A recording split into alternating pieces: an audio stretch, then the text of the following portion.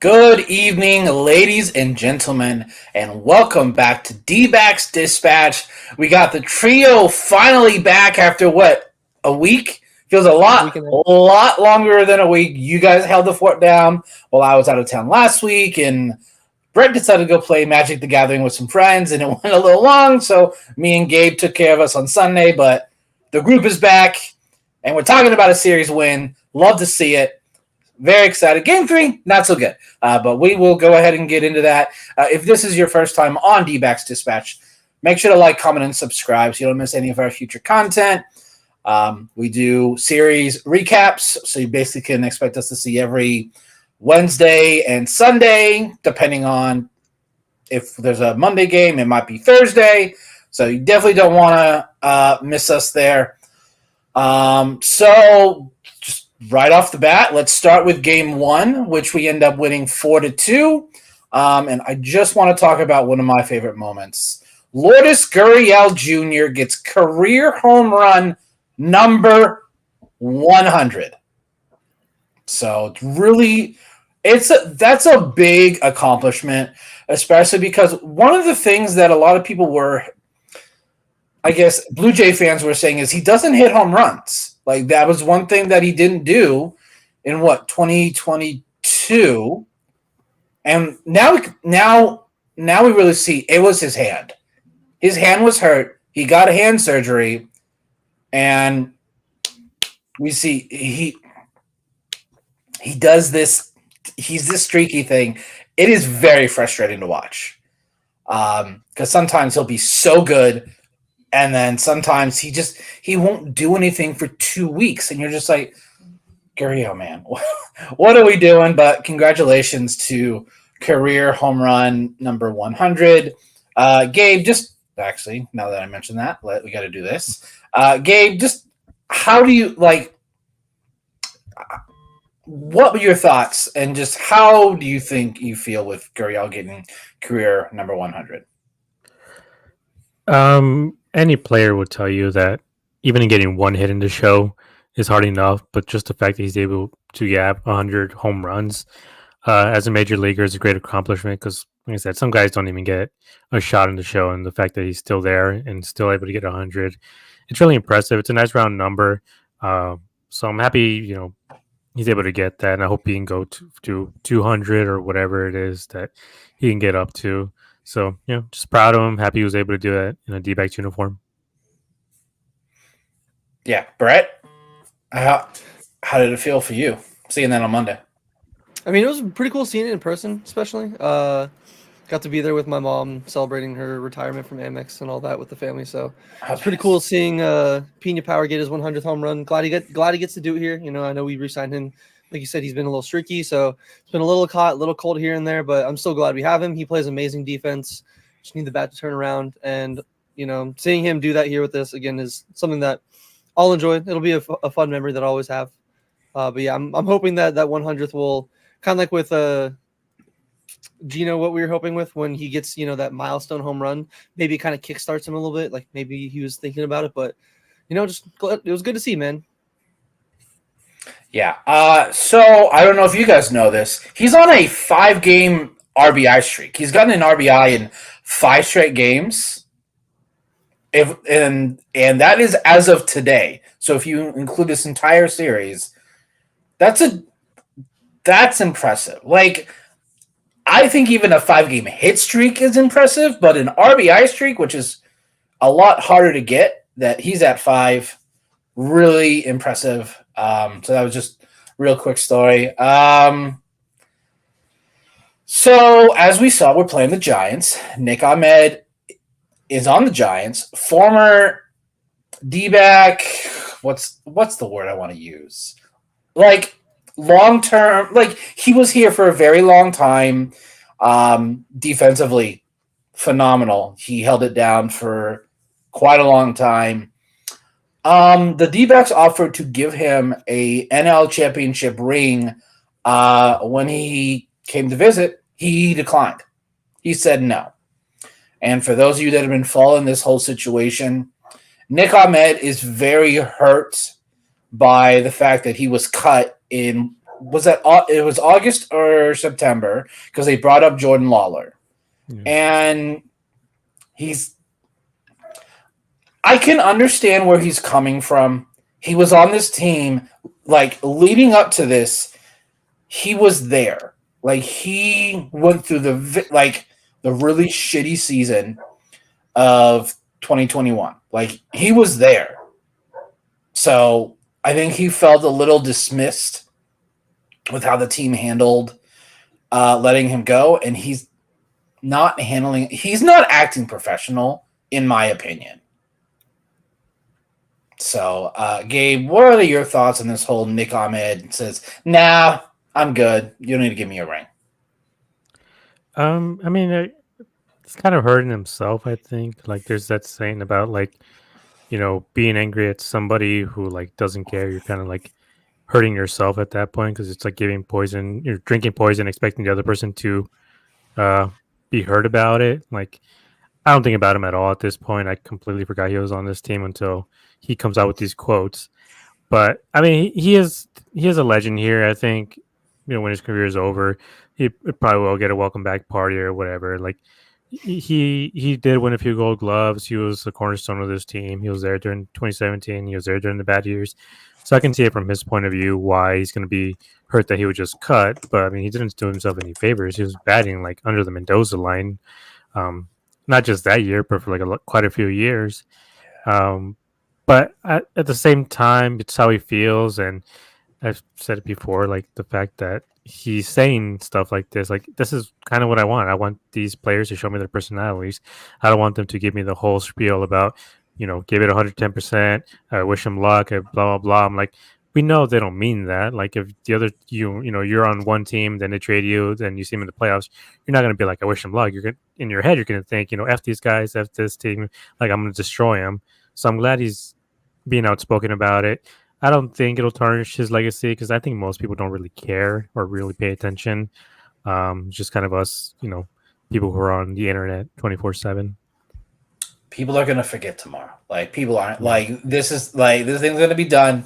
But Brett, when you look at his tenure with the Diamondbacks, do you think this whole situation is going to leave a sour taste in your mouth, or is it just going to be like, it is what it is? He was passionate about playing here, and he feels like he got slighted. I mean, it's a little tough for me personally. I'm kind of like I'm literally 50-50.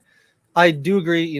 I totally understand why he might be slighted. He did give blood, sweat, and tears for this team, especially through some of those dark years when this team was just not performing and was just not good. But then it also kind of comes to my mind is like, if he was still here through all those dark years, isn't that kind of a sign like, hey, you're not really good enough to be traded? Like these other teams don't really want you. Like, again, I really appreciate everything that Nick Ahmed did for us. Like he was that, like, if the ball was hit to short, like, kind of like now, like it took us a while to adjust to even Perdomo last year. Like some plays where we're just by nature see a ball hit the short and we're like, oh, that's an easy, that's gonna be made. That's an easy play, and it's not made. So we're like confused. We're thrown off a little bit. So Nick did provide a lot of good things and a lot of good memories for this team, and I was thankful for that. But at the same time, like you said, looking at his tenure here, it got to the point where this team, where they were last year, when they had to cut him, like you said, Gabe, he really wasn't doing himself any favors. In his entire tenure as an Arizona Diamondback, he never once posted an OPS plus over 100. He wasn't even league average as a hitter. He had constant OPSs in general of like 5, 6s, like he was in the 700s for a few years, but his batting average never got over 270. He was at 266 in 2020, and we're not going to count 2020 because that doesn't, like, it's Mickey Mouse season for every 60 games. It doesn't count. Like, it doesn't count. Like, I'm sorry. Like, in 2021, he hit 221, 283, 39. 2022 slugged a little bit more, as we, talked about before, with like what we thought, oh, hey, if you can hit lefties, at least do that, like he was doing. But it's just, I'm sorry, like if he couldn't see the writing on the wall, and again, I can understand the seniority or whatever, he brought to this team and all that. I totally get that. And I totally, like I said, I appreciate everything he did. But for him to not see the writing on the wall, and for him to, like he made those comments before about, oh, I couldn't watch a single part of this team, like in the playoffs, and like now turning down the ring, like this could be just a how I'm feeling right now. Like you said, Gabe, if he comes back in a few years and we're there for the game, or I'm there for the game personally, maybe I stand up and giving him a standing ovation. But if he would have been there playing last night or on Monday after that news that came out and I was there, I would have, fully honest, I would have booed him. I'm like, you're going to make the comments about the World Series, whatever. I know it hurts, yada, yada, yada. But like, then to turn down the ring because you're like, if that season and that team and everything and that clubhouse meant that much to you and you're going to turn it down, like, cool. Like, I like you guys said, I love when players at least speak their mind, show their true colors, just like AJ Pollock did, just like David Peralta did. Don't be fake. Let me know who you are as a person, like Nick Ahmed did. It's still going to be one of those. I appreciate the memories, but to me personally, he's kind of burned a bridge at this point. Like, I don't really respect him. Like, he seems like he's whining. He's the salty ex that just like won't let go. And again, I get it. But at the same time, like, if he's going to be this salty after not seeing the writing on the wall after he performed for this team, especially with like the only good thing, maybe not only, but the main thing he was here and the main reason why we even kept him on this team and didn't trade him was because of his Gold Glove defense and his arm. And yes, I know he had surgery and he had issues, so that's part of the reason why he didn't have that arm when he was still here. Yes, I will fully understand that. But I'm sorry, this is a Major League Ball club that was at the time, especially, and still is fighting to win baseball games. This isn't the 2018 or 2019, 2020, 2021 Diamondbacks. Like this was a different team. Like, if you could not see that writing on the wall, Nick, I'm sorry, but I'm not going to listen to your sympathy. I'm not going to give you any pity. Like, you want to be salty? Okay, cool. Burn the bridge. I don't care anymore. Like, I hope you do well. I don't wish any injury on you. I want you to have a healthy career. If he bounces back for the Giants, cool, good for him. But if he doesn't, I don't care. Like, I'm not going to give it, again, as of right now, I'm not giving him any kind of standing ovation. Yeah, I kind of want to say real quick, sorry, that you're talking about like being blindsided. Maybe he felt he was blindsided. I can only think about like what Lovello said at the beginning of the spring, which was that Perdomo, that's the shortstop is his spot, like not even letting Lawler try out for it, basically. I'm wondering if during the season, Torey being Torey kind of just made him told him like, this is your spot, you're our guy and everything, which Torey does all the time. And I wonder if maybe, Nick bought into that, which I mean, he should. He's a major leaguer. Torey's a very convincing person. So if Torey was hyping him up saying like, you're our guy, we want you out there, blah, blah, blah. So when maybe the time came when they did cut him, like if he found out on Twitter or something like that, which sometimes happens, unfortunately. I don't know the specifics, and we probably will never know the specifics. But if it's stuff like that, then I can maybe see why there's some animosity. But as of right now, since we don't know the specific, seems like he's whining a little bit, just being a little vindictive about it. Like, they paid him more than he kind of deserved a little bit when he was here. He got his Gold Gloves. For the most part, he is beloved here, despite the bad and everything. But he was a cornerstone guy. But this is a new leaf. This is a new team. He was the last one, I believe, from that 2017 team. Oh, Marte. But this is a new team. These are the new baby backs. They're not the old D-backs. Yeah, and I completely agree with what Brett said. Like, when he was hitting 220, 230, but he was playing Gold Glove caliber defense, he wasn't doing that last year. I also feel like near the end of last year, if we didn't have a shot at the play, like if we were like 6 or 7 games out, like September 1st out of the final wild card, I could see them just kind of going through the end of the season and then letting him go. But I'm wondering if, like what Gabe said, maybe Torey, maybe 6 weeks prior said, this job is yours. We don't feel Domo's ready. But as Famatic 28, I don't think this team makes them. I don't think this team makes the postseason if Nick is getting consistent at bats. I think if it's more Perdomo playing along with Nick Ahmed, maybe.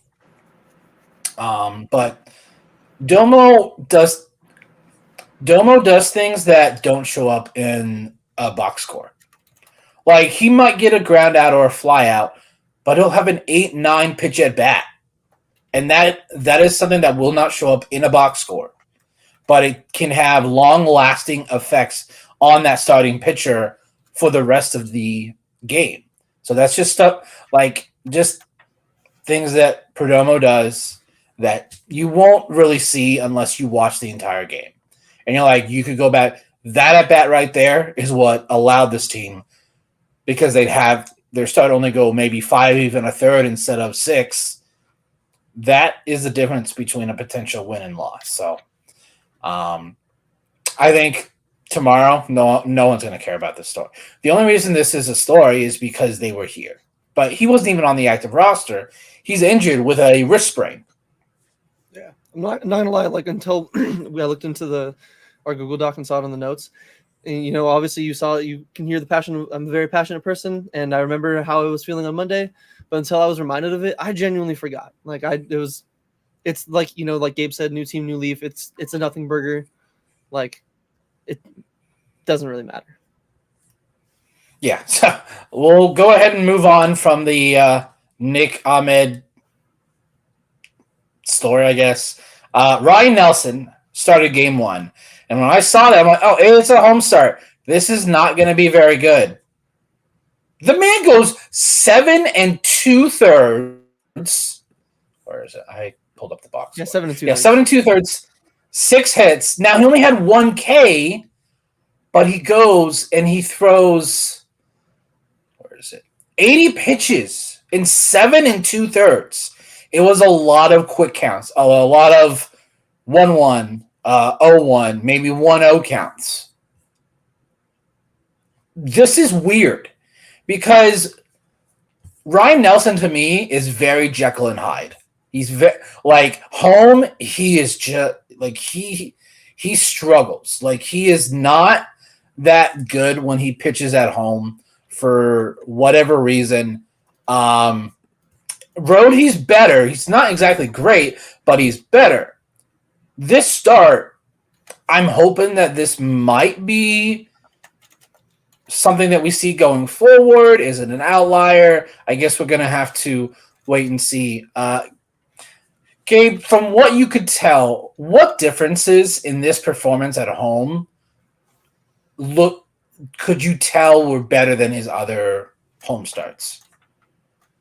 Do you have any more highlights by any chance? 'Cause I just noticed something right now. Other than just that one strikeout. He quick pitched them. Ryne Nelson takes it like a split second when he hides the ball. So when he does this movement here, he usually holds the ball back a little bit longer. He goes back and then he holds it for like a split second, almost like a Greinke thing. Right there, he quick pitched them. Yeah, he's quick pitching. He's not holding the ball as far back as he normally does, and he's not leaning as far back. And he's doing a lot quicker pitching than he normally does.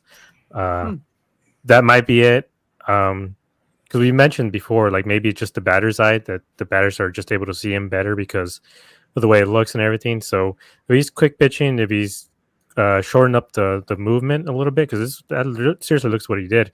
He shortened up his delivery.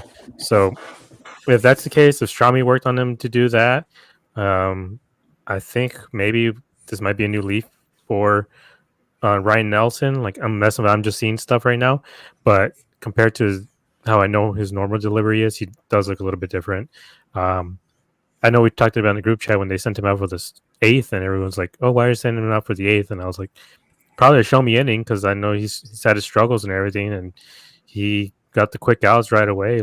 I was listening to it on the radio, and literally I lost focus for a second, and I would just hear Chris Gregiel and say, and the inning comes to a close. I'm like, damn, already?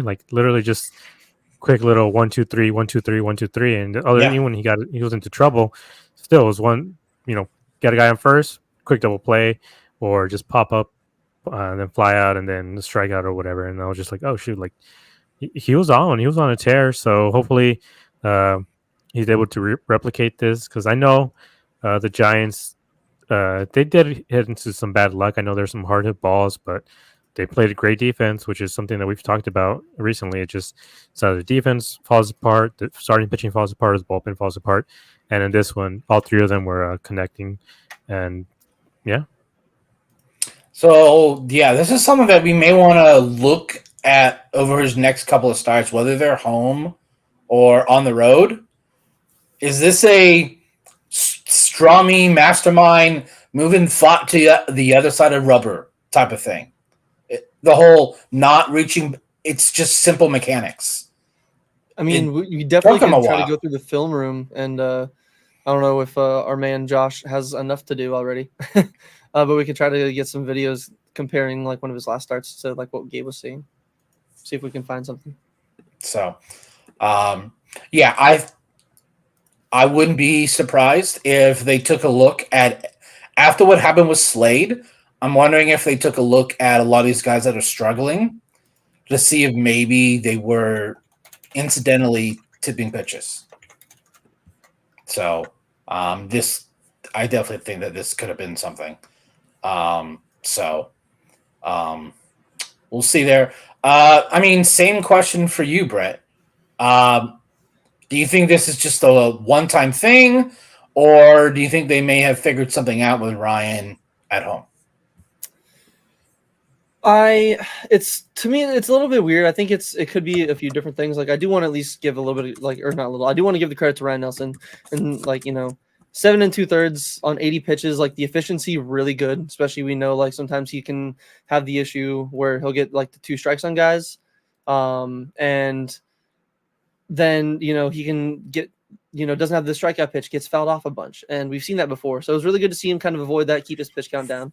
One of the things I was noticing when I was looking at the baseball savant data was, and it made me kind of question where I don't know if it, kind of like a Strami master class of making him change up his timing, mixed with maybe they just had the D-backs like defensively positioned well, because I mean the Giants hit him like pretty decently hard. I mean, I guess a lot of it was ground balls, like 9 ground balls hit hard, 4 line drives, and then a fly ball. So I think the fly ball was probably Helio Ramos, because that dude has got insane power. But that's kind of what maybe my brain was going to, because we did see them make some really good defensive plays. Blaze, obviously, his diving stop where Cattell jumped over him that he said was going to look pretty sick. He definitely, yeah, I agree, Josh, 100%. Gabe over here, our man, is the king. John Boy's got nothing on him. But that's kind of what I don't know exactly, if maybe the defense, because who knows, maybe if some of those balls get by, Blaze, or if Cattell doesn't make that really nice running snag behind first base, kind of in shallow right field, if he doesn't make that play, like who knows what kind of snowball effect Ryan has. But either way, again, it was great to see, like we talked about before, even again, me very pessimistic. I was like, ooh, Ryne Nelson at home, like, just please keep it under like 4 runs, and I'll take it. That's what I said on Sunday. He did a fantastic job, and I'm not gonna lie as well. When I saw him go out there for not just the 7th, but the 8th inning, I was in my seat, like, kind of losing my mind. I'm glad Torrey cooked a little bit, especially knowing that like they got to keep the bullpen as fresh as they can, coming off that Mets series, and then going into this week, they don't have their next day off until Monday. So it was definitely nice to see that. Obviously, I'm wrong way more than I'm correct, and I was definitely wrong in thinking Ryne Nelson would implode at home, and he did not implode, man. Again, don't know if it was just the defense or maybe the Brent Strom just had a nice quick fix for him, or genuinely he just had a really good scouting report on him and just executed really well. Like me personally, I kind of want to go with the last one, just to, give him his flowers when he definitely deserves them, and not try to think that it's just a fluke. Like we'll definitely see in the future and more starts to come, but I definitely want to give Ryan his flowers for that one. Yeah. His next start is Saturday in San Diego. I will be at that game. So depending on where I'm sitting, that's what I'm really going to look for, is the quick pitch thing. Like, is it a home thing, or is it something that they're going to do going forward? So there were 2 fantastic plays on defense in this game. One of them was a duo acrobat. Blaze lays out, Cattell jumps over him, and Blaze gets the out. Like, this play to me, I'm like, Blaze, that's some serious ground that he covered. Cattell's leap over isn't exactly the most athletic, but it was really impressive to me that Blaze makes this play. Christian Walker's like, nah, man, my play is better. This play is the reason we won this game. I get Pavin was the one that actually solidified it, but if Christian doesn't make this play, I think the bottom of the ninth goes a whole lot different. Like this play, like he gets up, and the fact that he tags Soler on the shoulder as he's stepping on the base, I was like, all right, just give Christian Walker the Gold Glove at first base. Just do it for the third year in a row, because that play right there was he bailed out Gino. Gino made a bad throw. Like that. Gino's done a lot of bad things, but we'll get into that one. Yeah. So obviously, what I'm getting into, that tag kept the game tied at 2 going into the ninth. And I know our lovely friend here, Ethan, is in the chat. He says, "Give my boy Pavin his flowers." And I'm gonna have to. Pavin hits a walk-off home run to the home run portion, deep center. That is not an easy home run to hit. He had 1 home run coming into this game. He hit 2 in this series. So congratulations to Pavin. I mean, it's a center cut fastball. So that's something that you do want him to see, and look at him celebrating at home plate. So what's interesting is he had an interview discussing kind of what his routine is when he's not starting. He goes into the cage inside the clubhouse in like the 5th, 6th inning and just takes some swings just so they can kind of get back in the field if he's called up for a pinch hit. His high leverage numbers are actually pretty good. Yes, Ethan, I said it. Pavin Smith is decent in high leverage situation. I never thought I'd say that. To me, the man is definition of mid. I guess high leverage thing is his thing. I'm completely. Yeah, I have his stats right here if you're actually interested in his splits from his different leverages. Yes, let's hear those high leverage numbers. So, because we were talking about it in the group chat, because I don't remember if one of you guys brought it up or whatnot, but so high leverage situations, he's slashing 294, 370, 529, and this is in his entire career, not just this year, just Pavin's entire career. High leverage situations, 294, 370, 529, a near 900 OPS, just literally 1 point below that. Medium leverage situations, 260, 330, 426, 755 OPS, still pretty serviceable. You know, not like Barry Bonds, not like some insane, not like Cattell up there, but okay. And then just regular low situations, 216, 299, 328 with a 627 OPS. It's supposed to be the other way around. For someone like Pavin, I think I would assume his low leverage is his best. Nope, high leverage is his best. So, Gabe, does your perspective of Pavin change seeing that he's decent in these high leverage situations, or is it just more like he got lucky? Well, I have 2 quick thoughts, specifically from something we've talked about before, which were them missing center cut fastballs. They have been missing them all season. The fact that he was able to get it and hit it for like a bomb. Also, Gurriel's was also either a slider or curveball right down the middle, which is they missed all season. I believe. Yeah, so hopefully that's a real change that they're going to make, that they're able to hit those center ones. But with Pavin, I don't hate Pavin. I've never hated him. My main thing with him was just I think Lovello sees him as more than he is, and this is who Pavin is. He is a deep bench bat. He's the guy who's going to come in these sort of like high leverage situations. You got it. You used a righty comes in, you need a lefty, bring in Pavin. That's who he is. That's who he should always be and should have always been. But Lavelo's the one who like puts him to play 3 times a week, and you're like, why? We have Alec, and at the time Corbin, Jake. Like we had 4 or 5 guys who could be better than Pavin, but Lavelo just loves this guy for some reason. He wants him to marry his daughter or something.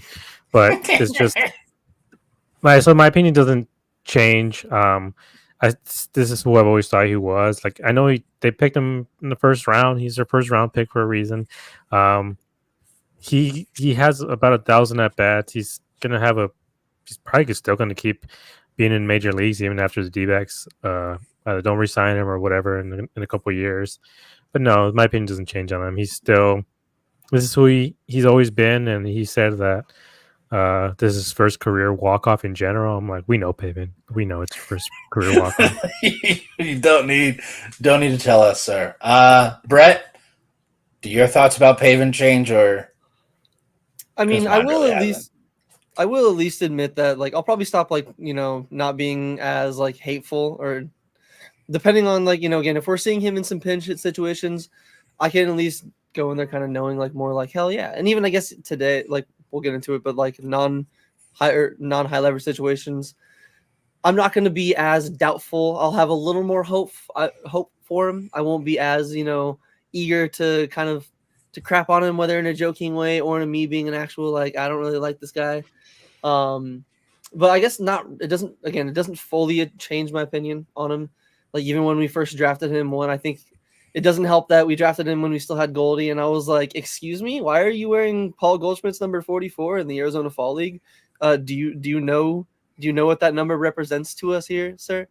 So even bias with that aside, like he was never like this is who he was drafted as. Like even in the draft, I remember watching it that day. All they were talking about is this guy's got some good bat to ball skills, can know the zone pretty well, but doesn't really have power. And unfortunately, it's not like we drafted Luis Arraez. It's not like we drafted the second best or the best second baseman in baseball in Luis Arraez. Can actually, sorry, can actually have a dude hitting like 330, 340 for us. Like Pavin's not like he's having a really good year. He's been used in the right situations to where he's been plugging him in here and there, and it's been paying off pretty decently. But I don't think it fully changes my entire stance on him just yet. I want to see him if it comes to August and he's hitting like 270, 280 in the playing time he still gets, I will fully be ready to back down like the steam engine train of the Hit Pavin or the Hit Pavin train. I'll power down the steam engines and I'll let it kind of like coast along and chill for a little while. Yeah. Sorry. I also want to say that was a weak draft. When you got drafted, it was kind of a weak draft. Half those guys haven't even made the majors, and the ones who have been either sent down or not even in the majors right now. I'll look up that draft. Even you say what you want. I'm not going to agree with you unless he does it like once a week. If he has a clutch hit in a pinch hit situation, I may change my tone. But I am happy that he hit this home run because we ended up winning. So we ended up winning the series. So moving on here to game number 2, which we ended up winning 8-5. Blaze had a fantastic game, 3 for 4. Marte also won 3 for 4. So offense has been the last 4 games. Offense has been really good since literally Saturday against the Mets. Gabe, do you think offense, is this just a little flash in the pan kind of thing because of matchups, or do you feel like they've made the proper adjustments and this is who the offense may be going forward?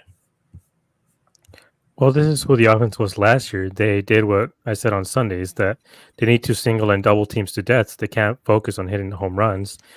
They hit no home runs, and they hit, was it 9 runs, right? 8 runs? Which was like, yeah. So I think that was the first time that they had, no, 5th time all season that they've won a game without hitting a home run, and they scored 8 runs doing it. So this is who I want them to be. I need to see them do this a few more times. These next few games, they don't have to score 8 runs, but if they're able to put up 4 to 5 runs with just a bunch of singles and doubles and really make the pitchers work. Because I believe, it was this game, and I put in the group chat. I'm like, holy crap, this game's taking forever. Like, it's a little over 3 hours, but I'm so used to 2.5 hour games. But they were just making pitchers work. I don't even know how many pitchers the Giants use. I know they depleted their bullpen against them because of this. But this is who I feel like they can and should be. The big boppers, they're going to hit their bobs, but you need guys like Blaze, Cattell, Lourdes, Moreno. You need these guys to hit singles and doubles, which is what they were doing this game. And, I mean, obviously, so that means, Cattell went with 3 for 5, Moreno 2 for 3. So they obviously played today, right? Yeah. Brett, so you found the stat 6 of 14 with runners in scoring position in this game. Massive improvement. Because typically they're like 1 for 7, 1 for 8 type of thing. Kind of same thing. Do you think this is just going against lesser competition and they're capitalizing, or have they made the right adjustments and we're going to see this, like Gabe said, just single and double teams to death? We don't need you all to swing for homers. If the pitch is there, yes, but singles and doubles to death. Yeah, I mean, I definitely agree. It's a great sign to see them turn around. I feel like we bring it up every time, their lack of, offense with runners in scoring position. And I do agree with Gabe. This is the team that we saw at the beginning of the year. This is who we saw, especially, I know, like the Rockies lineup and all that, but even against the Yankees in that one series, like they still hit pretty well. And going into the Braves series, they still hit pretty well. Like, this is the offense that we saw they could be against like good quality teams. They just kind of like lost that spark for a while. And when the entire team is reeling, sometimes the entire team is reeling. But I'm hoping that this is generally a sign, like you said, of them actually turning around. Not just the fact of, again, the Mets were one of the worst teams in the National League, if not the worst. Like, if I'm being honest, they should put up a lot of runs on them. The Giants, they were kind of reeling. They don't have like the worst team, but their pitching in general hasn't been great the last few days. Like, they're on a 6-game losing streak. So I am going to be kind of keeping my eye on this next series with the Padres. They've actually been pitching pretty well. I know, like you said, they're in danger of getting swept by the Angels. But in general, I think in the last like 10 to 12 games that I looked at, there's only like 1 or 2 games where they gave up more than like 4 runs. So definitely going to be interested to see if they can continue this trend. But either way, it's just great to see them actually have, like you said, consistency, whether it's, like even the going from the game that they lost against the Mets on Friday. Yeah. Up until now, like you said, they've been pretty consistent, not just the last 4. Like, they've actually been kind of showing up. So it's definitely very nice to see. And I'm going to be keeping my eye a little bit closer on them and hoping that those runners in scoring position numbers can stay consistent and stay kind of at that 6 for 14, 4 for 7, 5 for 11, almost like 500 numbers. Yeah, for me, I just need to see progress. Like 500, yeah, it's not. But if we go like a 2 for 7, I'm okay with that. Because in terms of baseball, 286 is a good number. Like 286 is not bad. Obviously, you want to see better. I think it also depends on the actual, let's say 2 for 7, depends on the 2 hits. Because, we could even see sometimes where runners on second and third, or first and second, base hit into one of the, left field or right field. It's just hit too hard for the runner to actually score. To where, that it looks like they got a hit with runners in scoring position, but nothing, they didn't actually score any runs. So that's when, if they do go 2 for 7, I at least want it to be, each one of those hits brought in 2-3 runs, or at least just more than one. I can't let it be or see just 1 runs or no runs coming from hits with scoring in position, or hits with runners in scoring position. Yeah, so we'll have to wait and see. Blake Walston started this game. It wasn't the best. He went 4 1/3, 2 hits, 4 walks. He threw 88 pitches in 4 1/3. 41 were balls. The pitching staff combined, backs, by the way, 14 3-2 counts. That's not good. We were very, stinker. Stinker, definitely, for sure. Now, Wolfson hadn't pitched in almost a week and a half, 8 days. That's a very long time for a young starting pitcher. Do we put this struggle on just the time in between his starts, or were the Giants just a little bit more patient here, and that's where they were able to succeed? Gabe? A combination of both, and I say that because of Bomel's reaction after the game. He was pissed. He was really pissed off, saying that they weren't doing their job, and he did bring up a good point, which is what we're talking about right now. But that for the full counts, he said that they had each of the relievers and started on the ropes, and yeah, they did. In every inning, it seemed like they had two guys on, and it was just could have gotten away from them like real quick, but they were able to get out of the inning. So it could have just been the preparation. They could have really scouted these guys, because even J-Mart, I don't think was perfect either. So yeah, I just think that they prepared really well. They just weren't able to execute. So because of that, maybe it might have been a little bit of luck on the D-backs part, but also some just the Giants not executing when they should have. So I think it's both. I think like you can't make a guy rest for 8 days. We've seen it with Gallen. He rests too long. These guys are creatures of habits. They have their own routine ready to go. And if you're telling them like, oh yeah, instead of 5 days, you're gonna take an extra 3 days, and we're gonna make you just warm up instead. Like, you can't really do that to these guys too often. Expect them to succeed in these situations. Like we've seen when they move guys up and down from the bullpen to a starter, like they lose a routine. So I like I said, I think it's a combination of both. I think the Giants were very well prepared. They just didn't execute, and Blake just had too much time off in between starts. So he was slated to start Saturday, but due to the Gallen injury, they decided to bring up Slade for that, because that was his scheduled day, and then Sunday was Fott's scheduled day. It was a domino effect there for Wilson, so I just think it didn't work out for him. To be honest, that for me, that was probably the big reason for his struggle, was just too long in between. But Brett, what were your thoughts? Yeah, I think both of you guys just basically took the thoughts right out of my brain. I think that's just too long of a time to go between pitching. Like, you can do as many bullpens as you want. You can try to do, live BP with your own team in like a scrimmage style setting as you want, but it's still really hard to replicate that like in-game feel, like especially like with no like fans in the stands. Like, I know whether it's a home or away team, I didn't play at a high level, but whether even in the high school when just parents were in the stands, it was nerve-wracking. Like, you can't fully replicate that in a practice setting. So I think the 8-something days off definitely had the biggest factor.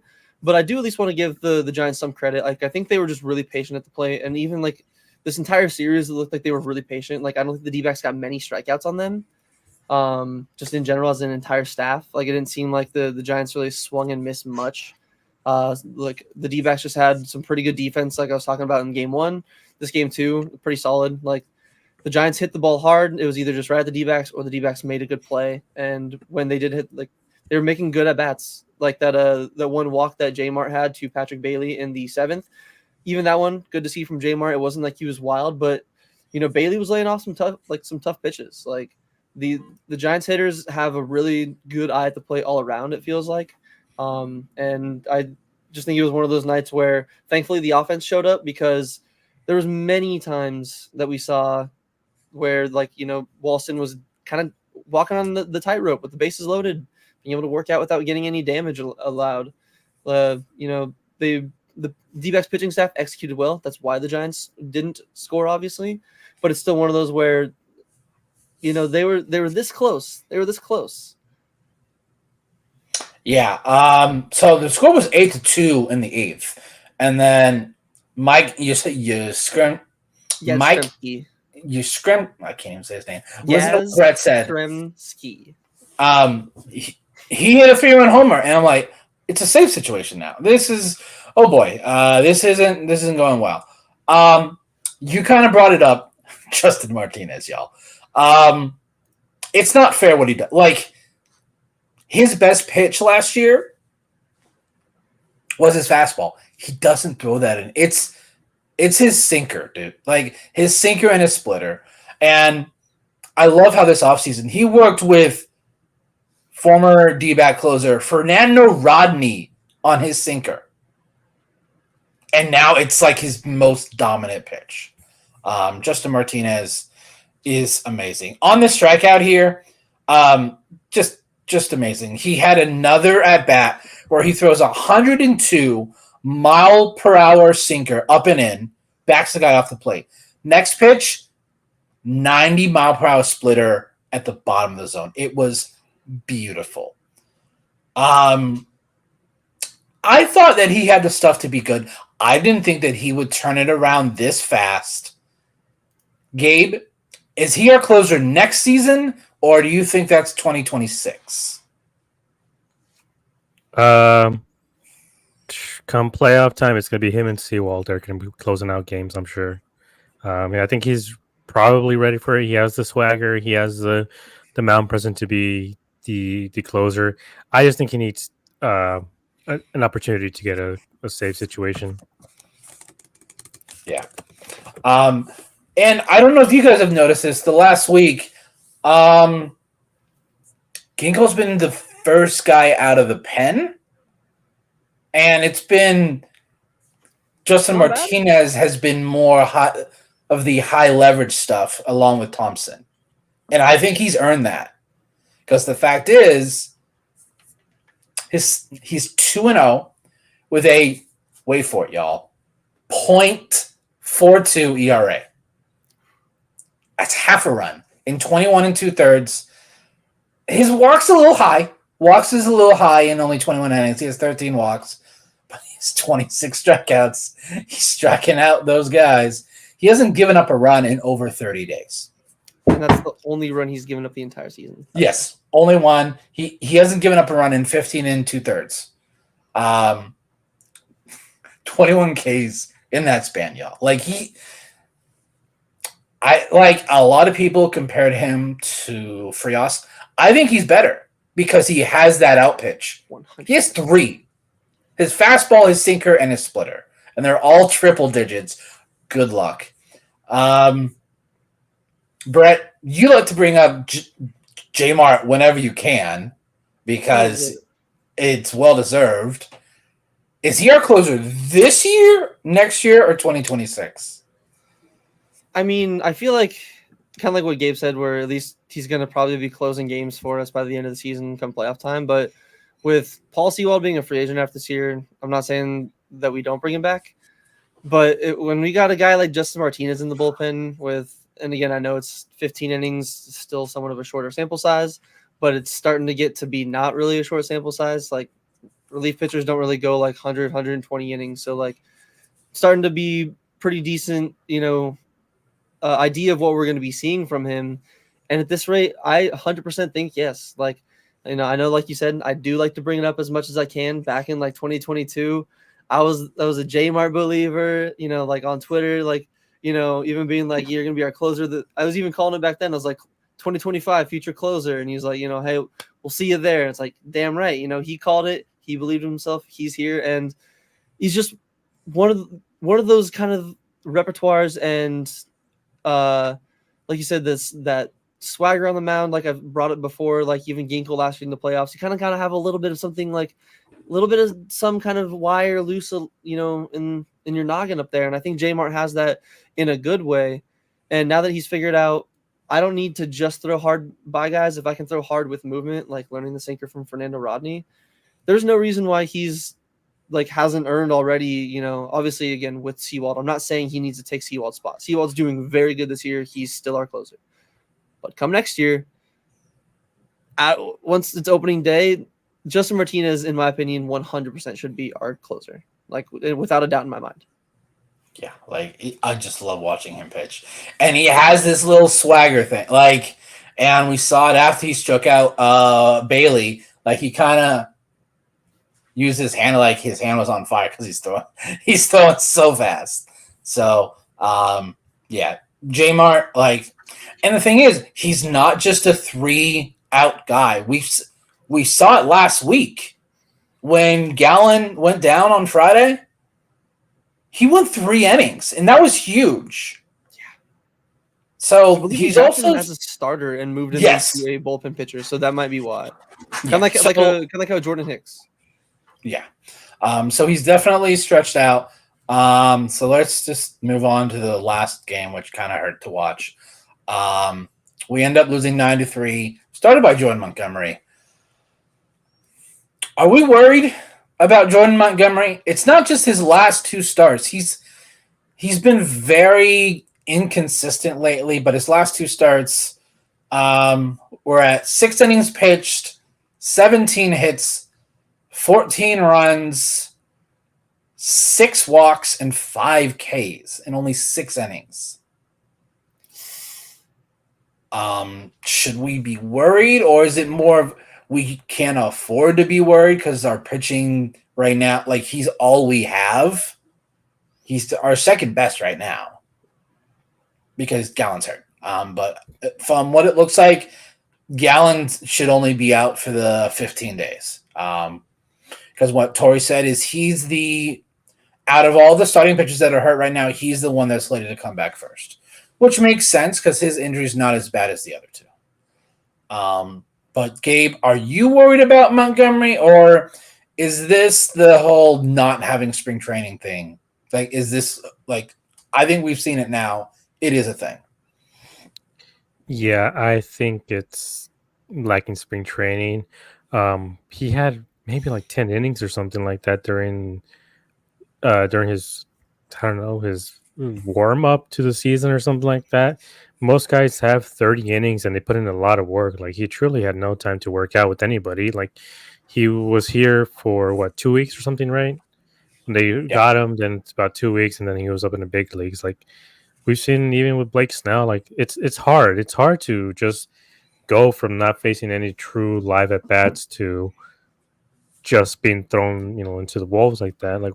I don't know why it surprises anybody. We saw this happen a few years ago when Boris did the same thing. He had certain guys hold out, and then when the season started, they just really struggled to get anything going. And then a lot of them blamed it, even at the time. They blamed it on the fact that they got no spring training. So with J-Mont, I'm not willing to throw in the towel just yet. I know a lot of people are. I think he needs to go to Reno to figure out whatever it is. Maybe just give him a few starts down there. But the issue is he has to agree to that, and I don't know if he will, because he's not a rookie. He's a free agent. He has seniority. So at this point, if they want to send him down, he has to be completely, in favor of being sent down. I don't know if he's willing to do that. But we just saw with Eovaldi didn't want to get sent down after an injury, so he pitched and then he got hurt again. A lot of these older veteran types, a lot of them don't want to go down to the AAA because they have to ride the bus. They have to stay in those facilities. They have to do, they have to live the life of a minor leaguer for a few days, and a lot of them don't want to go through that again. So I don't know if he will do that. I'm hoping he does, just for his sake and our sake, because these starts were just ugly. Not just inconsistency, but just the fact that not even making the games competitive. We were out of this game by the second inning, and we can't have that. We can't have a guy do that. We got rid of 2 guys who were just as bad as him last year. So he makes his next start, we're on the hook for another $20 million for him for next year. So they got to make make their minds up fast about what they're going to do with him. I know his velo is up a little bit. There's just certain issues with the sinker or whatever it is. It's not as elite as it was. So, like I said, I think they need to give him time in Reno, figure things out, work on the shape of his pitches, maybe get Brent Strom to actually be able to work with him properly. Because once the season starts, it's not the same. You're not going through a spring training regimen like he is. So hopefully they can get him back on the horse and so he can figure things out, because we don't want another Bumgarner situation. Right now between him, what the heck is Rodriguez and Gino, we're spending $50 million on these 3 guys. and altogether, I think they're contributing a negative WAR to this team. So having them three on this team is really, really hurting, and I don't want this to turn into a situation where we get to the trade deadline and Kendrick is looking to shed some of the payroll. Yeah. Some people like to use the term DFA too loosely. I've seen a lot of comments on Twitter and Instagram on today's post where everyone's like, DFA Jordan Montgomery. Are y'all high? They ain't doing that. Yeah, like we need somebody to throw the ball. It's not going to happen. I like the idea of him going down to Reno, but he's not going to do it. Like Gabe said, like he's just not going to go down. So hopefully Strong can figure something out in their bullpen sessions. Whether it's his sink, like, is it as simple as getting his sinker to work? If he gets his sinker to work, is everything else going to fall into place? So Brett, are you going glass half full or half empty with Jordan Montgomery? Honestly, gonna be kind of weird to hear me say it. I'm going glass half full. I do agree. Like I think the no spring training, it's got a way different effect on pitchers than hitters. Like we see Tommy Pham with no spring training is hitting just fine because I don't think it takes too long for your eyes to adjust to in-game action. Versus like pitching, like it's different. It's much more tiring on the body than you can go stand in front of like a pitching machine for like 3 hours just watching pitches. Like it's way different. I'm not too worried again. I know the start against the Mets was obviously terrible. Their team itself, like there's a reason why Slade started against them instead of Blake, is because their team hits lefties really well. I mean, they got JD, Pete Alonso alone. Vientos, their young third baseman that they called up, has been mashing really well. So that, along with like we were talking about with Walson's start this series against the Giants, I think the Giants are also a team that hits lefties pretty well. I don't have those numbers on the top of my hand right now. I can try to find those and filter them after this, so I'm not trying to type and talk. But I think they might just be a better team against lefties, along with their play discipline and pitch selection.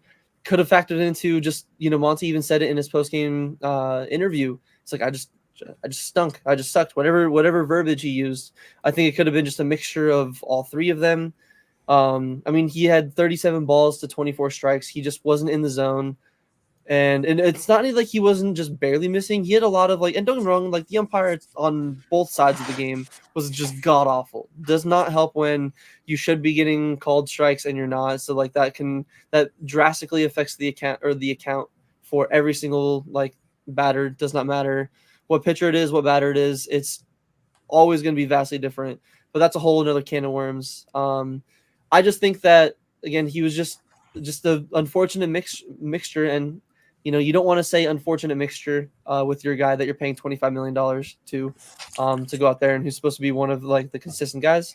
But I'm not too worried yet. I think if we see this for another 3 starts in a row, then I'll really start to panic. And I mean, I know you guys are kind of on board. Me personally, I don't like the idea of him going down to Reno. I think if anything, because again, he's going to say no. So to me, there's no point in bringing it up. I think what you can do at least is maybe try to skip a start. Depending on let's say whoever he's lined up to face next, I believe he's going to be. Yeah, he's not going to be facing the Padres with Gallen out. I don't see that happening. And that's where either option I don't see him going with, whether it's going down to Reno or skipping a start. But I feel like it's one of those where I don't know. I'm not too worried about it, and I also do want to bring it up. Because like I said, I'll admit when I'm eating crow and I'll take my L's. A few even weeks ago, I think it was after the Dodgers start, Jared Carrabis was posting definitely a troll post and was just kind of just poking fun, not actually being serious, but had a box score of Jordan Montgomery, was basically being like, man, glad that we dodged this guy's contract. And I was kind of responded, oh, Jared just being a box score watcher, shocker, yada yada. And he even called me. I was like no, I'm not taking this. Well. Literally today I'm sitting at work and I see Wilmer Flores hit that grand slam and I'm like, oh no. And I just look over my phone and I just see, and again, that was from a month ago, that conversation I had with him on Twitter. I just see Jared Carabas liked, and it was my tweet basically being like, "Oh, he's just a box score watcher. He doesn't know what he's talking about. Jordan Montgomery's going to be good." And I was just like, I was wrong. He had that bookmark, dude. Oh, he had that bookmarked. Yeah, and again, that's where I thought that was funny. I had to bring it up because again, when I'm wrong, I want to admit when I'm wrong. I thought that was very funny. That's a little bit egotistical that he saves stuff like that. I would okay. Let's be fully realistic. Like I would do that shit too. I'm gonna be like fully honest. That's just some like internet He's just a troll. He does that. He does that all the time to everybody. He did to Alex Agostino too. I probably have some bookmarks about people talking about Brandon Pfaadt, and that I would like go back and look at. It's just one of the nice things about bookmarks. But I guess anyway, weird tangent over, tying it back into. I am definitely not worried about Monty at the moment. I'm still kind of more glass half full. I want to see a few more starts against him. Again, just because a team crushes lefties does not excuse him of sucking if he does continue to. Like, you're a major leaguer, your job is to get major leaguers out. You're paid $25 million to do it. Lefty, righty, like figure it out. But I think he will personally, and I don't think we need to, like you said, DFA him. Like that's no, it's not happening. It's just not happening. Yeah, let's eat $25 million, everybody. Yeah, no, thank you. So our second topic today.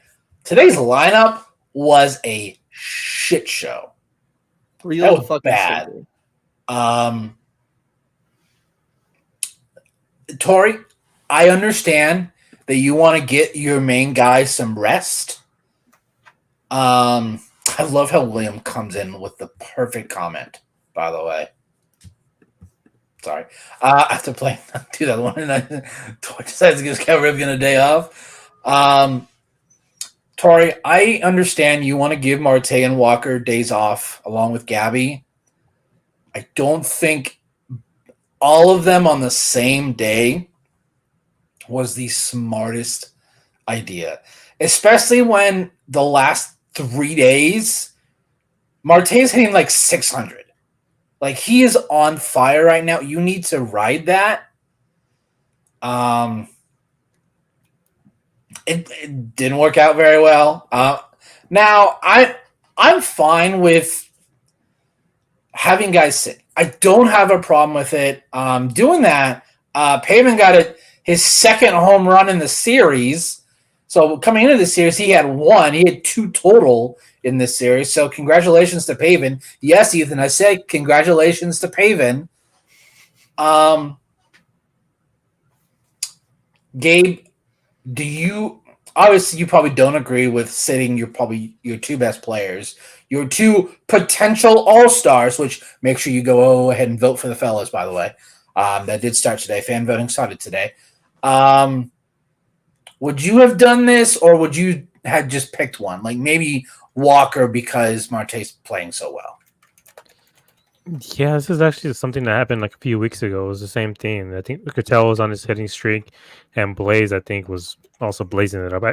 And Gabby, I think, but we had a similar situation where we had 3 guys on fire, and Tori's Gabby hit his first home run, and the next day there we go. That's what it was.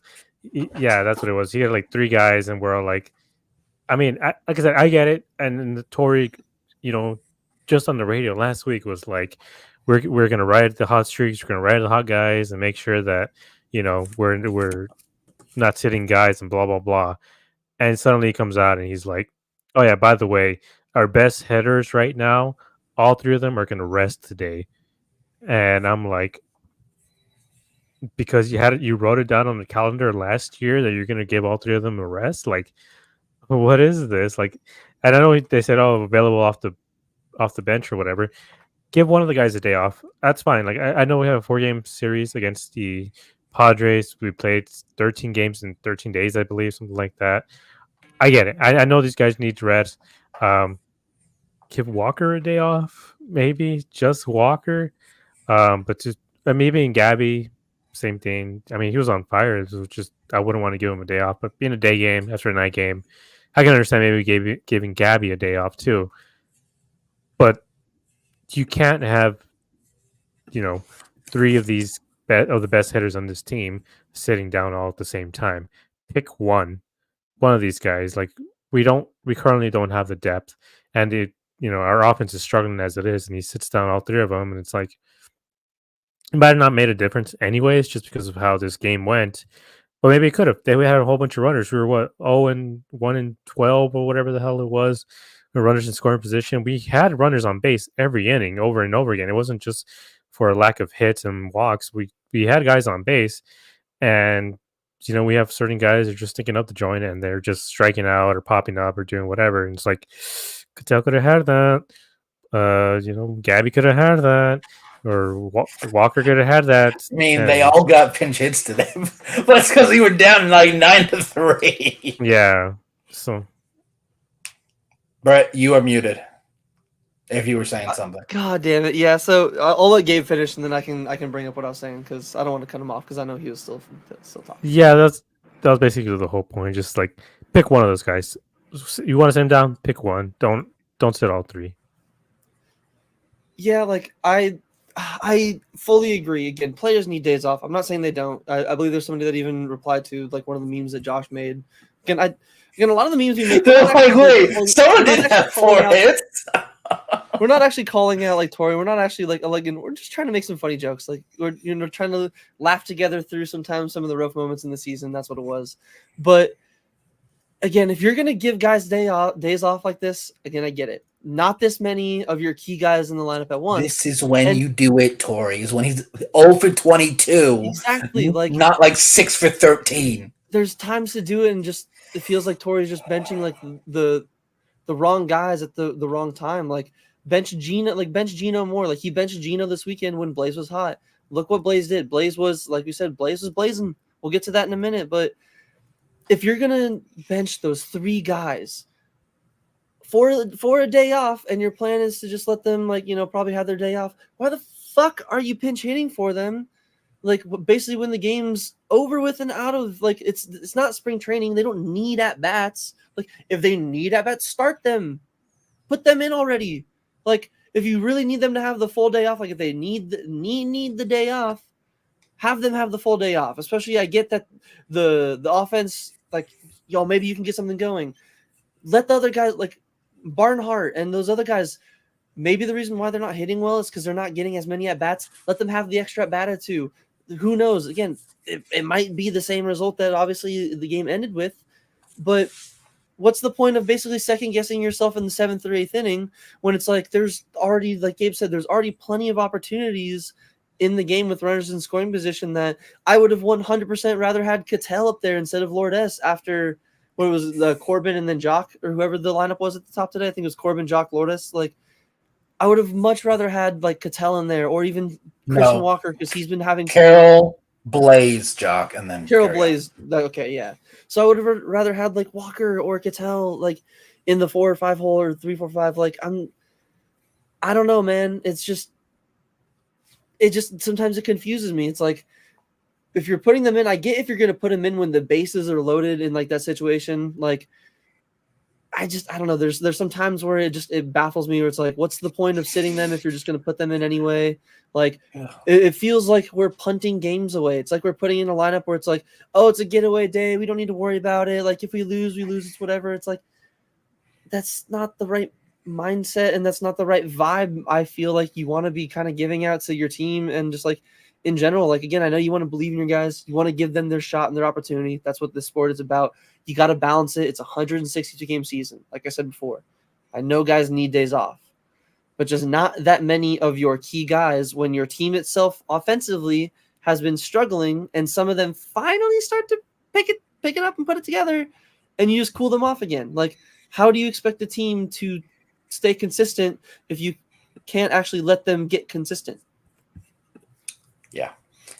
I think he should have, to be honest, my pick would have been sit Gabby because it's a day game after a night game and want to make sure that Gabby is fully ready in like August and September.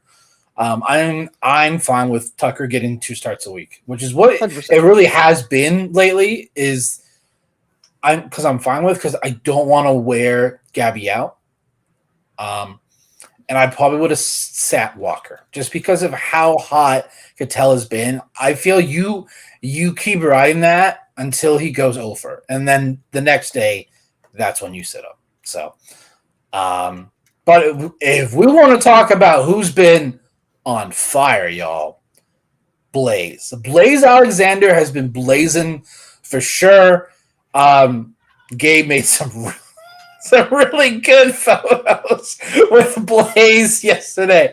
You got to go ahead and go to our Twitter to see those. Those are some really good ones. This 3-game series, Blaze goes 7 for 12 with a double and 2 RBI. He got at least 2 hits in every game. His last 7 games, 10 for 21, 3 RBI. Now he has struck out 7 times. It's a little high. Pun intended. But his slash, he's hitting 476 on base of 476 and a slug of 571. His defense has been really good lately. He did have a little bit of a mishap on a double play today. He just kind of lifted his foot a little bit early. He's been really good at third. And we'll kind of get that into so he's batting 300 with 359 on base, 433 slugging, and that's a 792 OPS. All right, so we're going to go into this because there's been a lot of talk about it on Twitter. What do we do with Gino, the way that Blaze has been playing? So with Gino's struggles, and the fact is he doesn't have any options, Kevin Newman's playing a really good shortstop, and Perdomo looks like he's probably going to be back within the next week or so. He had a rehab start with Reno today, went 1 for 3 with a RBI, so that's good. You want to see that. Gabe, what do you do with this kind of like this little group of Gino, Newman, Blaze, and Domo? Yeah, I don't envy Hazen at all because I don't trust, the law firm of Newman, Alexander, and Perdomo at third because none of these guys are third basemen. I know some of them have gotten some reps, but they're all shortstops and second basemen. Like, I don't trust them to be able to put up. Yeah, I mean Gino. He's had some errors and stuff, but he is a good third baseman. He's still very good, but man, just the bat is just not there right now. And he's one of the league leaders in strikeouts without the home runs, which is something I brought up before about.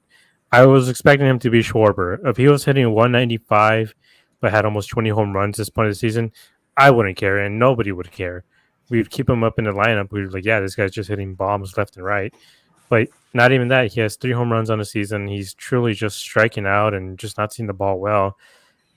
And I don't know what the solution is here. Like, I feel like there's no real solution because I feel like if we DFA him, another team gives him a chance, maybe a struggling team gives him a chance. He's going to start catching up to the fastballs eventually, which is one of the things he's been struggling with. He is an older player, so the speed goes down a little bit, and then they just have to adjust. At some point, Gino is going to adjust, but I would prefer it to be on our team, not another team. So I feel like we have sort of an embarrassment of riches at this point. But in his case, it's not really a rich. It's just the fact that if we let him go, I feel like we're really, really going to regret it come the Brandon's gone, I guess. But yeah, I feel like we're going to probably regret it a bit if we let him go. Because, like I said, Perdomo, he's just coming back. Newman is not a third baseman. Blaze is not a third baseman. So hopefully they can figure something out. Because, again, I don't want to send him to Reno because he's not going to agree to go to Reno. Maybe if we give him less time, sit him more, let him adjust on his own. But what about you, Brett? I mean, I agree. I fully agree with you. Hayden's is going to be in a really tough spot. Like, I don't really know how much you can do or how many options you have that it's going to suck either way. Like, Brandon made a great point in our group chat today in, I believe, the 9th inning or 8th inning, whenever the bases were loaded with no outs and there's the back-to-back plays to third base. Some pretty nice defensive plays on. And I think he made a great point. Like, that's probably one of the main reasons why he's not being probably it's his let go is because of that. And then You brought up Gabe of the law firm at third base. I don't really fully trust them either. Again, Domo's really good, but he's not a third baseman. We don't fully know what we're getting. Exactly. Not saying that he can't adapt to it. Not saying he can't play great third base, but we just don't know what we're getting. I mean, the one benefit is Blaze does still have his options, but I'm sorry, with the way this offense has been playing lately, I don't think you can in any way justify setting him down. Because he is hitting really well, and his defense, while even today in the game, couldn't keep his toe on the bag in, I don't remember even what inning that was, but couldn't keep his toe on the bag, and then the rest of the series, but he's getting his defense a little more in line. Where Kevin Newman, yes, he's still having some good hits. He's definitely cooled down a little bit from the dog in him, Kevin Newman, that he was 2-3 weeks ago. But Kevin Newman has 20 more at bats. He's hitting 261, 295. He has a 668 OPS.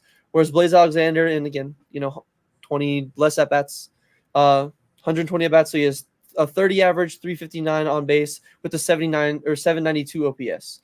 So he has almost a full 150 to 170 points higher OPS than him. I just feel these next few weeks or next week in general, if Blaze can just play consistent defense, just solid enough to where we don't have to worry about him with Domo coming back. Average. He has to be average on defense. He has to be average. I like Kevin Newman. I don't want to say this in a way I don't he's, and it sucks because he's definitely earned a spot to be playing. He's been playing really good. But unless he's okay with going down at the potential, who knows, maybe he knows, hey, if Geno still plays like this for another month, maybe they do make a move and they do want to bring him back up. But at that point, we'll probably have Lawler, who I would probably trust at third base over Newman either way. I don't know. I think Newman would probably be the odd man out because, again, I don't see how you send down Blaze Alexander. I genuinely don't. Unless his hitting just completely falls off the face of the earth next week, knock on wood as much as I can. I feel like Kevin Newman would be a little bit of the odd man out here. So you want to know what my answer is? Gabe brought it up in our group chat a couple days ago.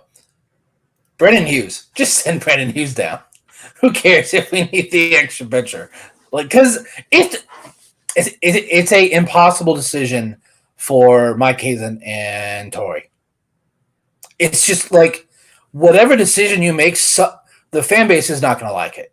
Because there's going to be some who's why are you keeping up Geno? He's hitting 205 with 3 homers and 220 at-bats. Blaze, you'll put at shortstop, and there are some plays where he doesn't make, but he makes him at third and second. And and as Brett brought up, Kevin Newman's OPS isn't that great, but he's playing really good defense. And they said Domo's job is shortstop, so we know it's going to be his when he comes back. This is going to be a hard decision. I will be okay with whatever they decide. Whether that's sending down Blaze, whether that's sending down Newman, because I don't think they're going to DFA Geno. It's just not going to happen, y'all. I would love with them. It's hey, Brennan Hughes, bye. You're going back down to Reno. I don't think they do that either because of all the starting pitching injuries that we have. We need another long man I feel like we need 2, which is Logan Allen and Brandon Hughes. So that is a sell the team. Okay, no. So asked me that 2 years ago, I would agree with you. Yes. Actually, you would have said that this time last year. I would have agreed with you. So, like I said, Domo had his rehab start in Reno today. Went 1 for 3 with an RBI. Looks like Jordan Lawler is getting ready to do some rehab games too. So hopefully he's not too far away. But we did have another depressing story about the Diamondbacks this week. Andrew Saalfrank, who was one of our solid arms out of the pen in our postseason run last year, has been suspended for 1 year due to gambling on game. And it wasn't even this year. It wasn't even last year. It was back in 2021. He was injured at the time. Now, none of the bets were when he was actively playing. He did 29 total bets. 28 were on Major League games. He did a parlay on a college baseball game. This was from October 2021 to March of 2022. But he did bet on 4 Diamondback games. And I feel like that's the big one that probably maybe had it not been, maybe they would have been more lenient. This is back when he was in low A Visalia.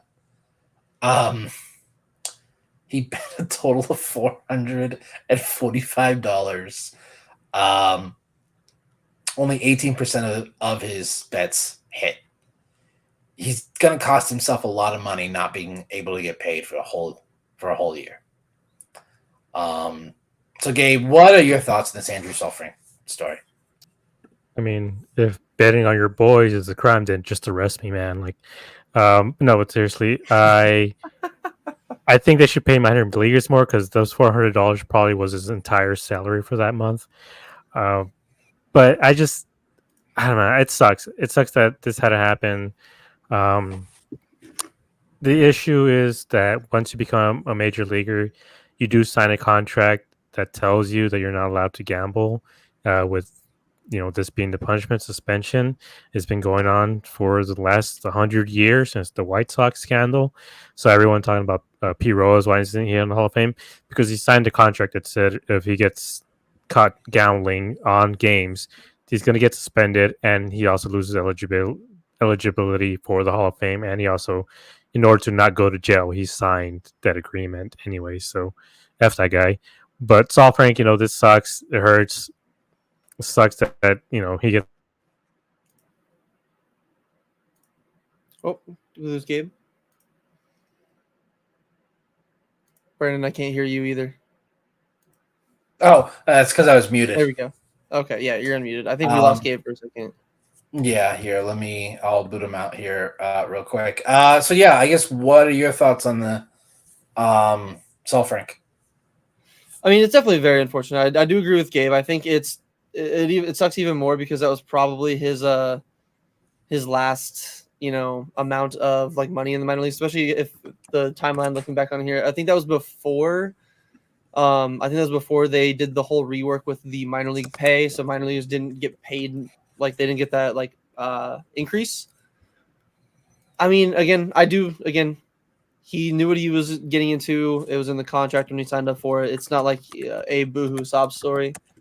But to me, it's just a little bit funny, especially like he wasn't betting on any games he was actively participating in. He was being pretty responsible. Like he wasn't throwing any like insane.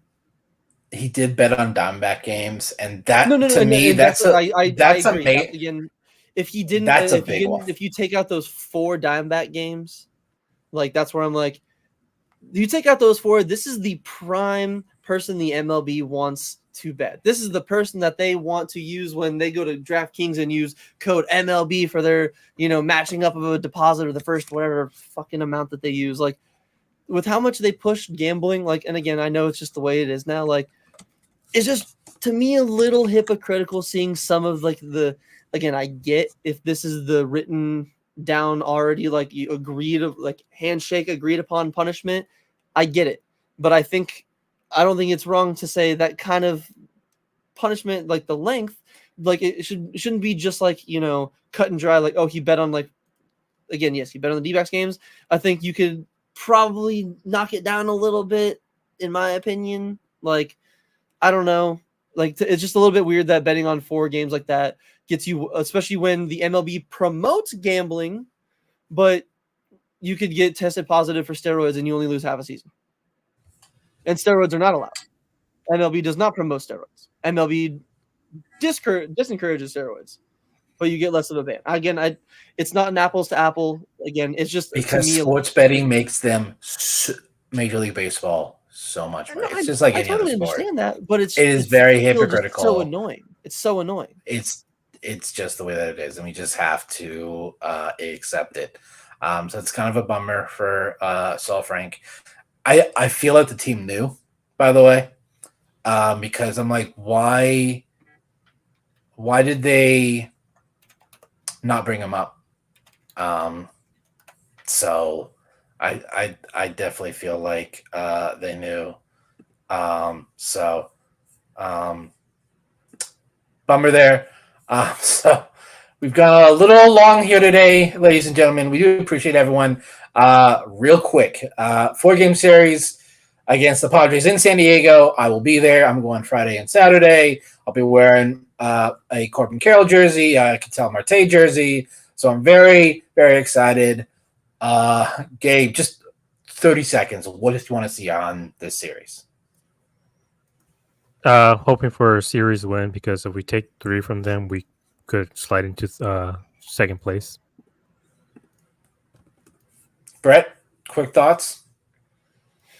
I mean, I want to see Fott continue to be Fott. I want to see Nelson kind of build on the start. And then, like I brought it up earlier, I would like to see the offense continue their streak of actually putting up some runs against a team who, over the last few weeks, has been pretty good about limiting damage.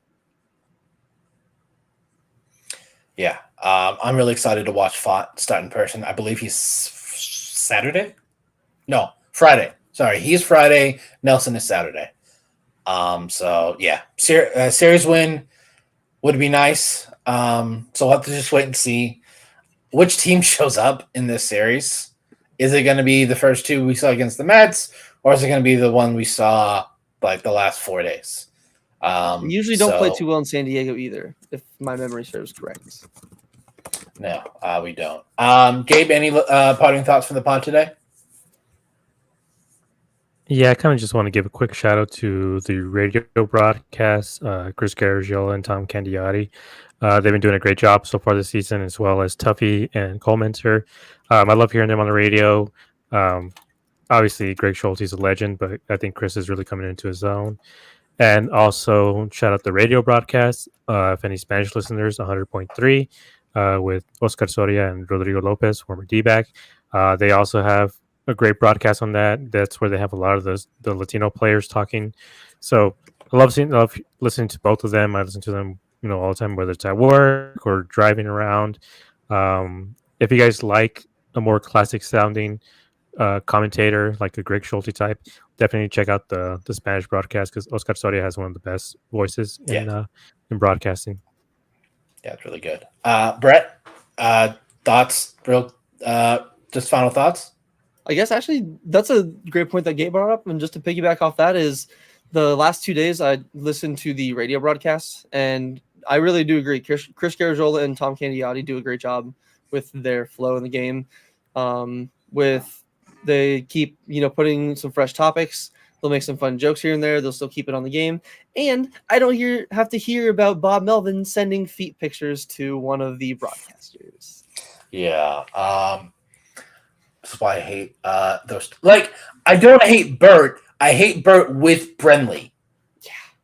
Like, those 2 guys from the Muppets in the theater just yell, just get off my lawn stuff. So, yeah, it's definitely not fun. We appreciate everyone that kind of stuck through us here. Not almost 90 minutes. Did not plan to go that long. So we do appreciate everyone for checking us out. If this is your first time, make sure to like, comment, and subscribe so you don't miss any of our future videos. We will be back on Sunday, hopefully talking about a series win. That's always the goal. So we will see y'all next